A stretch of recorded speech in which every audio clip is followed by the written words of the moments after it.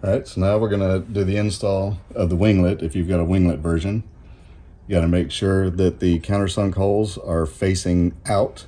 So it goes on like that. And then what we're gonna do first, and this can actually be done before you install it on the car. We're just doing it afterwards because we wanted to show with and without wings. So, because the wingless version doesn't have these holes. So if you buy the wingless version, don't worry, those holes won't be there. So, we can go ahead and, we'll put the screw going in from the top, and it'll be one of the small 1/2-inch screws going to the top. And then I have a nylock nut that would go on it from underneath. Just get them, hand tighten as much as you can at first. Do the same for the back one.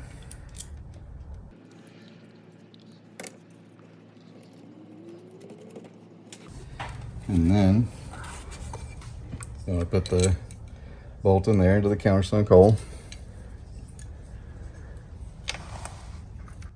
Put it through the hole. And then always remember, make sure you got the flat side of the nylock nut going onto the bolt first. Kind of fun getting these on there. Hand tighten that, get this other one in.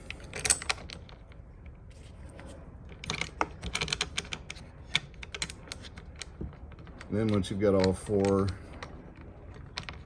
on there, holding it on,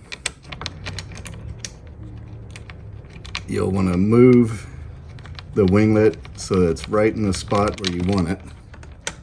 Because you can move it around so that you can, get it right on there.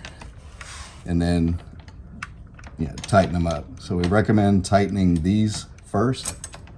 Tighten these here first, then making sure of your distance from the splitter.